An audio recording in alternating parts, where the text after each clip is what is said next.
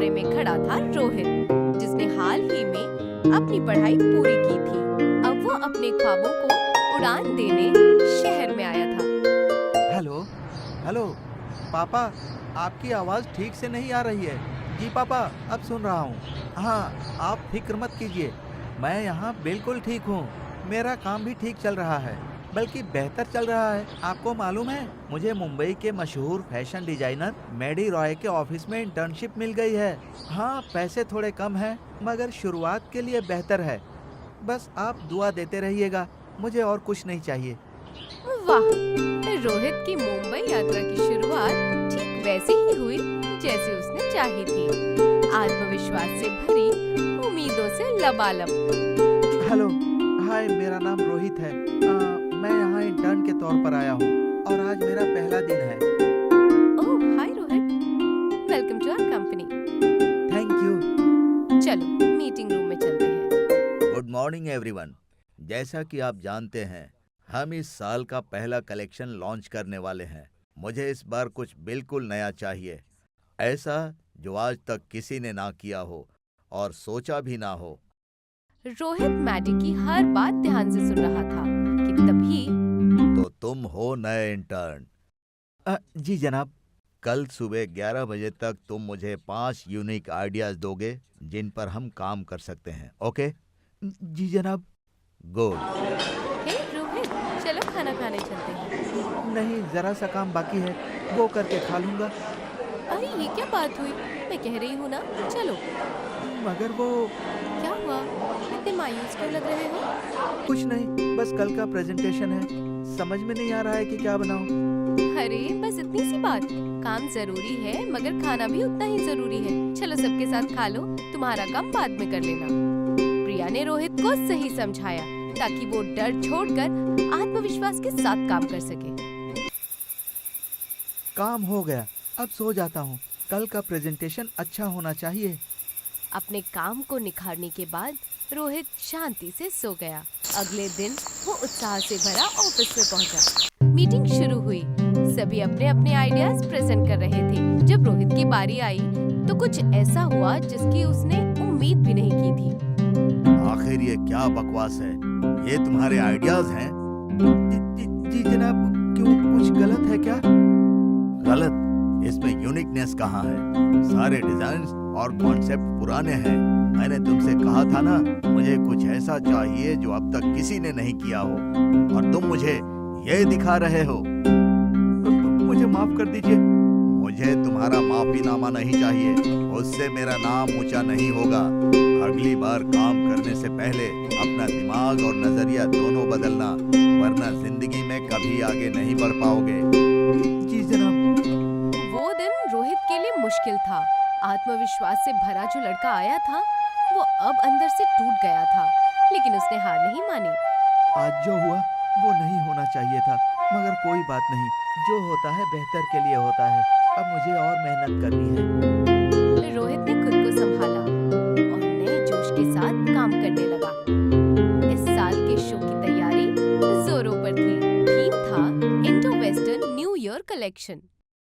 वाह, Indo western new year collection, ये तो वाकई बहुत यूनिक है। अब तो काम करने में मजा आएगा। सभी अपने अपने काम में लग गए। रोहित दिन रात इंडियन और वेस्टर्न कल्चर पर रिसर्च करता, अलग अलग डिजाइनर्स के इंटरव्यू सुनता और नए नए डिजाइन्स बनाता। मगर अफसोस, अब तक उसकी एक भी डिजाइन्स मैडी ने सिलेक्ट नहीं की थी। हे रोहित, क्या कर रहे हो? कुछ नहीं, नया डिजाइन बना रहा हूँ। सर ने ये वाली भी रिजेक्ट कर दी। कोई बात नहीं, कभी ना कभी सिलेक्ट होगी। हाँ, होगी, जरूर होगी। मगर एक हकीकत कहूँ, अब ये सिलेक्शन रिजेक्शन का अमलीनामा मुझे पसंद आने लगा है। ये मुझे और बेहतर बनने के लिए चैलेंज करता है। बस यही जज्बा चाहिए था। रोहित, चलो मैं निकलती हूँ, बाय बाय। बाय। रोहित कमाल का लड़का था। जहाँ बाकी इंटर्न्स मैडी से परेशान हो चुके थे, वहीं रोहित उसे एक चुनौती मांगकर आगे बढ़ रहा था। शो का दिन करीब आता जा रहा था और अब नहीं नहीं नहीं, ये कैसे हो सकता है? ये तो मेरा कॉन्सेप्ट था। फिर राजीव ने इसी कॉन्सेप्ट पर कलेक्शन कैसे लॉन्च कर दिया? नहीं, ये ठीक नहीं किया उसने, बिल्कुल ठीक नहीं किया। मैं बर्बाद हो गया। शो अगले हफ्ते है, अब हम क्या करेंगे आखिर? मैडी को इस तरह गुस्से और मायूसी में देखकर ऑफिस का माहौल एकदम भारी हो गया। सब खामोश खड़े थे। तभी पीछे से रोहित की आवाज आई। जनाब, अगर आप कहें तो हम एक काम कर सकते हैं। ओह, अब तुम बताओगे कि हमें क्या करना चाहिए? हाँ जनाब। ठीक है, बोलो, क्या आइडिया है तुम्हारे पास? क्यों न हम एक स्कल्पचर कलेक्शन लॉन्च करें, वो भी इंडियन देसी फूड से बना हुआ। मतलब? मतलब हम खाने की कुदरती चीजों से एक इको फ्रेंडली कलेक्शन बना सकते हैं। इससे ना सिर्फ हमारा नया कलेक्शन सबके सामने आएगा, बल्कि लोगों तक एक जरूरी मैसेज भी पहुंचाएगा कि फैशन और कुदरत साथ चल सकते हैं। रोहित की बात सुनकर मैडी का गुस्सा एकदम शांत हो गया। उसने पहली बार उस इंटर्न को संजीदगी से देखा। सारे डिजाइनर्स मिलकर रोहित के आइडिया पर काम करने लगे। रोहित ने बताया, कपड़ों के कॉर्सेट और स्कल्पचर्स डिजाइन बनाने के लिए उसने गेहूं के आटे से मिश्रण तैयार किया। उससे सांचे बनाए गए, फिर उन्हें धूप में सुखाया गया। संतरे, केले और सेब के छिलकों से कुदरती रंग तैयार किए गए और उन्हीं रंगों से डिजाइनों में नई जान डाली गई। पूरे ऑफिस में हलचल थी। हर कोई रोहित की कल्पना देखकर हैरान था। ओह माय गॉड, मुझे तो यकीन नहीं हो रहा है। ऐसा तो आज तक किसी ने नहीं किया। Rohit, I am proud of you. तुमने मुझे गलत साबित कर दिया। अब मैं इससे ज्यादा और खुश नहीं हो सकता।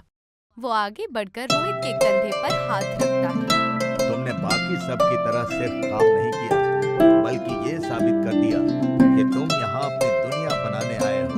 आज से तुम सिर्फ इंटर्न नहीं, मेरे साथ असिस्टेंट डिजाइनर के रूप में काम करोगे। मैडी की ये बात सुनकर रोहित के चेहरे पर चमक आ गई।